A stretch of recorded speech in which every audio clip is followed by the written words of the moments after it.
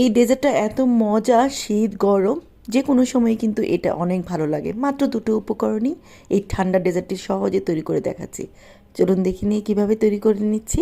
প্রথমে একটি পাত্রে বসিয়ে নিলাম, তাতে প্রায় 1.5 কাপ পরিমাণ পানি দিয়ে দিলাম। আমি কিন্তু চুলা ধরাইনি, আমি এখানে 2 চা চামচ দিলাম কফি, তারপর এখানে 1/3 কাপ পরিমাণ দিলাম চিনি, চিনিটা ইচ্ছে মতো দিবেন, আর 2 চা চামচ দিলাম আগার আগার পাউডার দিয়ে আমি আগে ভালো করে নাড়িয়ে নিয়ে তারপর চুলাতে একটা বলক উঠিয়ে নিব। 1-2 বার বলক উঠানোর পরে একটা পাত্রের মধ্যে আমি এটা ঢেলে নিব। গরম অবস্থায় একটু ঢেলে নিতে হবে, এটা কিন্তু খুব তাড়াতাড়ি সেট হয়ে যায়। প্রায় 2 ঘন্টা পরে এটা কিন্তু ঠান্ডা হয়ে গিয়েছে। এরপর আমি ফ্রিজে রেখে দিয়েছিলাম। কিছুক্ষণ পরে আমি এভাবে করে কেটে রাখলাম। এরপর আরেকটা পাত্রের মধ্যে প্রায় 1/2 কেজি পরিমাণ দুধ দিয়ে দিলাম, একটু ঘন করে দিলাম। এইখানে মিষ্টির জন্য 2 টেবিল চামচ চিনি দিলাম আর 1 টেবিল চামচ আগার আগার পাউডার দিয়ে দিলাম। ভালো করে মিশিয়ে নিয়ে আমি চুলাতে 1-2 বার বলক উঠানোর পরে তারপর যে কফি জেলিটা আমি তৈরি করেছিলাম সেখানে এটা ঢেলে দেব।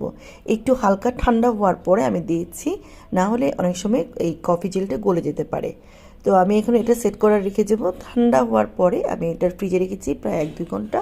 এই যে দেখেন 2 ঘন্টা পরে এটার চেহারা দেখেন কত সুন্দর হয়েছে, একদম শক্ত একটা জেলির মতো হয়েছে। এখন সাবধানে একটু কেটে নিয়ে আমি উপর করার পরে এটা খুব সহজেই কিন্তু বের হয়ে আসে।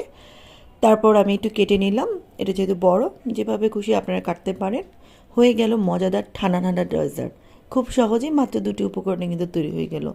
এটা তৈরি করার পরে কিন্তু একদমই থাকবে না, সহজেই মানে খুব তাড়াতাড়ি মুখে দিলে মিলিয়ে যায়, একটা দুটা খেলে হয় না। আসলে এটার টেস্ট এমনই হয়।